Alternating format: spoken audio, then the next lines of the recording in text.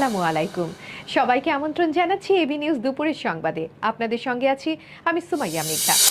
ঈদের ছুটি শেষে ঢাকায় ফিরতে শুরু করেছে মানুষ। সাপ্তাহিক ছুটি আরেকদিন থাকলেও অনেকেই শুক্রবারই রাজধানীতে ফিরছেন, কেউ অফিসের কারণে, কেউ ভিড় এড়াতে। কমলাপুর রেলওয়ে স্টেশনে গিয়ে দেখা গেছে দেশের বিভিন্ন অঞ্চল থেকে আসা ট্রেনগুলো যাত্রী বোঝাই হয়ে প্ল্যাটফর্মে ঢুকছে। কারো হাতে লাগেজ, কারো সঙ্গে পরিবার, সব মিলিয়ে স্টেশন জুড়ে ছিল উপচে পড়া ভিড়। হাসান ইমাম নামে এক যাত্রী জানান, ঈদের দিন বাড়ি গিয়েছিলাম, কাল থেকে অফিস, তাই আজই চলে এলাম। ফিরতি পথে তেমন ভোগান্তি হয়নি। স্টেশনের পাশাপাশি যাত্রাবাড়ি, সায়দাবাদ ও গাবতলী বাস টার্মিনালেও একই চিত্র, ঢাকামুখী মানুষের ভিড় বাড়ছে। অনেকেই শেষ মুহূর্তের চাপ এড়াতে আগেভাগেই ফিরছেন। সব মিলিয়ে ঈদের পর ঢাকায় ফেরার যাত্রা এবার তুলনামূলক স্বস্তিদায়ক হলেও মানুষের ঢল স্পষ্টভাবে দেখা যাচ্ছে রাজধানীর সব পরিবহন কেন্দ্রে। ঈদের ছুটি শেষে রাজধানীর বাজারে ব্রয়লার মুরগির দামে কিছুটা স্বস্তি ফিরেছে। বর্তমানে কেজি প্রতি 190 টাকায় বিক্রি হচ্ছে ব্রয়লার, যা কয়েক সপ্তাহের তুলনায় কম। তবে সোনালী, লেয়ার, পাকিস্তানি কক ও দেশি মুরগির দাম আগের মতোই চড়া এবং অপরিবর্তিত রয়েছে। শুক্রবার ঢাকার বিভিন্ন বাজার ঘুরে দেখা গেছে ব্রয়লার মুরগি 190 টাকা, লেয়ার মুরগি 320 টাকা, দেশি মুরগি 550 থেকে 700 টাকা আকার ভেদে। বিক্রেতাদের মতে ব্রয়লারের সরবরাহ কিছুটা বাড়ায় দাম কমেছে, তবে অন্যান্য মুরগির সরবরাহ সীমিত থাকায় দামে কোনো পরিবর্তন হয়নি।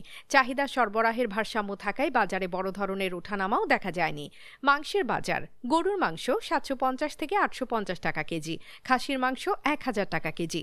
দাম আগের মতোই স্থিতিশীল রয়েছে। ঈদের পর বাজারে মাছের সরবরাহ কম থাকলেও দামে তেমন পরিবর্তন হয়নি। ব্যবসায়ীরা বলছেন, সরবরাহ কম হলেও ক্রেতা চাহিদা সীমিত থাকায় দাম স্থিতিশীল রয়েছে। রাজবাড়ীর গোয়ালন্দ উপজেলার দৌলতদিয়া ফেরিঘাটে ভয়াবহ বাস দুর্ঘটনায় নিহত 26 জনের মধ্যে 18 জনই রাজবাড়ী জেলার বাসিন্দা ছিলেন। বুধবার বিকেল 5:30টার দিকে দৌলতদিয়ার 3 নম্বর ফেরিঘাটে বাসটি পন্টুন থেকে নিয়ন্ত্রণ হারিয়ে পদ্মা নদীতে পড়ে যায়। গভীর রাতে প্রায় 90 ফিট নিচ থেকে বাসটি উদ্ধার করা হয় এবং একে একে বের করা হয় মরদেহগুলো। রাজবাড়ী জেলা প্রশাসনের তথ্য অনুযায়ী উদ্ধার হওয়া 26 জনের মধ্যে রাজবাড়ী সদর উপজেলার 9 জন, গোয়ালন্দের 2 জন, কালুখালীর 6 জন এবং বালিয়াকান্দির 1 জন ছিলেন। এছাড়া কুষ্টিয়ার 4 জন, গোপালগঞ্জ, দিনাজপুর, ঢাকা ও ঝিনাইদহ জেলার 1 জন করে নিহত হয়েছেন।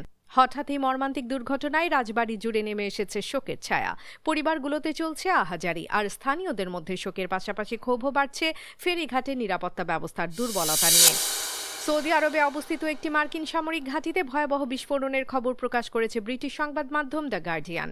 ইরানের আধা সরকারি সংবাদ সংস্থা তাসনিম নিউজ এজেন্সির বরাত দিয়ে জানানো হয়েছে, সৌদি আরবের পূর্বাঞ্চলীয় সুলতান আমির ঘাঁটিতে ড্রোন হামলার ঘটনা ঘটেছে বলে বিভিন্ন আন্তর্জাতিক সংবাদ মাধ্যম উল্লেখ করেছে।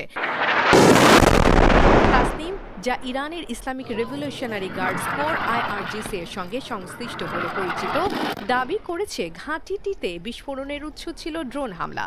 তবে স্বাধীনভাবে এই তথ্যের সত্যতা যাচাই করা সম্ভব হয়নি এবং সৌদি আরব বা যুক্তরাষ্ট্রের পক্ষ থেকেও এখনও কোনো আনুষ্ঠানিক প্রতিক্রিয়া পাওয়া যায়নি। মধ্যপ্রাচ্যের চলমান উত্তেজনার প্রেক্ষাপটে এই খবর নতুন করে উদ্বেগ বাড়িয়েছে। সাম্প্রতিক সপ্তাহগুলোতে ইরান, যুক্তরাষ্ট্র ও তাদের আঞ্চলিক মিত্রদের মধ্যে সংঘাতের মাত্রা বেড়েছে, আর সামরিক স্থাপনায় হামলার দাবি পরিস্থিতিকে আরও জটিল করে তুলেছে। যুক্তরাষ্ট্রের সঙ্গে সম্ভাব্য স্থলযুদ্ধের উত্তেজনার মধ্যে ইরান 10 লাখেরও বেশি যোদ্ধা সংগঠিত করছে বলে প্রকাশিত প্রতিবেদনে জানা গেছে। এতে মধ্যপ্রাচ্যের পরিস্থিতি আরও অস্থিতিশীল হয়ে উঠেছে। ইরানের তাসনিম সংবাদ সংস্থা জানিয়েছে, Islamic Revolutionary Guard Corps IRGC, Basij বাহিনী এবং নিয়মিত সেনাবাহিনীর তত্ত্বাবধানে এই বিপুল সংখ্যক যোদ্ধাকে প্রস্তুত করা হচ্ছে। দেশজুড়ে নিয়োগ কেন্দ্রগুলোতে তরুণ স্বেচ্ছাসেবকদের ভিড় বাড়ছে, যা ইঙ্গিত দিচ্ছে সম্ভাব্য সংঘাতের জন্য ইরান অভ্যন্তরীণভাবে কতটা প্রস্তুতি নিচ্ছে। সামরিক সূত্র বলছে, এই বাহিনী সম্ভাব্য যুদ্ধে অংশ নিতে প্রস্তুত এবং শত্রুপক্ষ ইরানের মাটিতে প্রবেশ করলে তাদের জন্য ঐতিহাসিক নরক তৈরি করা হবে। অন্যদিকে যুক্তরাষ্ট্র মধ্যপ্রাচ্যের সামরিক উপস্থিতি জোরদার করছে। অভিজাত 82তম এয়ারবোর্ন ডিভিশনের সেনারা সেখানে মোতায়েনের পথে রয়েছে এবং তারা ইতোমধ্যে অবস্থানরত হাজার হাজার মার্কিন মেরিন সেনার সঙ্গে যোগ দেবে। কূটনৈতিকভাবে পরিস্থিতি এখনও অচলাবস্থায়। মার্কিন প্রেসিডেন্ট ডোনাল্ড ট্রাম্প দাবি করছেন আলোচনার অগ্রগতি হচ্ছে, কিন্তু তেহরান যুক্তরাষ্ট্রের সব প্রস্তাব প্রকাশ্যে প্রত্যাখ্যান করেছে। ইরান স্পষ্ট হুঁশিয়ারি দিয়েছে, মার্কিন সেনারা তাদের ভূখণ্ডে প্রবেশ করলে কঠোর প্রতিশোধ নেওয়া হবে। স্পেনের বিপক্ষে ফিনালিজিমা ও কাতারের বিপক্ষে প্রীতি ম্যাচ ভেস্তে যাওয়ায় আর্জেন্টিনাকে পুরো প্রস্তুতি পরিকল্পনা বদলাতে হয়েছে। জুনের আন্তর্জাতিক উইন্ডোতে মেক্সিকোর বিপক্ষে ম্যাচ আয়োজনের সম্ভাবনা নিয়ে আগ্রহ তৈরি হলেও শেষ পর্যন্ত তা আনুষ্ঠানিকভাবে বাস্তবায়িত হয়নি। হন্ডুরাসের সঙ্গে প্রীতি ম্যাচও মার্চে আয়োজনের কথা ভাবা হয়েছিল, তবে দুই ফেডারেশনই সেটি পিছিয়ে জুনকে বেশি উপযুক্ত সময় হিসেবে নির্ধারণ করে।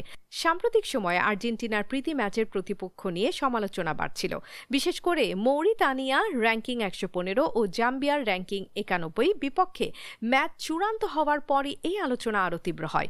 অন্যদিকে ম্যাচ শেষে সংবাদ সম্মেলনে এসে লাহোরের পেসার হারিস রৌফ নিজের দলের বোলিং ইউনিট নিয়ে উচ্ছ্বাস প্রকাশ করেছেন। তার ভাষায়, আন্তর্জাতিক ক্রিকেটেও এমন শক্তিশালী বোলিং লাইন আপ খুব কমই দেখা যায়। পেস ও স্পিন দুই বিভাগেই সেরা বোলারদের উপস্থিতি লাহোরকে আলাদা মাত্রা দিয়েছে। বেঞ্চেও মানসম্মত বোলার থাকায় কন্ডিশন বুঝে দল সহজেই কম্বিনেশন সাজাতে পারবে বলেও মন্তব্য করেন তিনি। হারিস জানান, উসামা মিরের মতো দক্ষ টি-20 বোলারও আজ বেঞ্চে ছিলেন আর 4 পেসার নিয়ে মাঠে নামা হয়েছে। তার মতে, লাহোর সবসময় সেরা বোলিং আক্রমণী মাঠে নামানোর চেষ্টা করবে।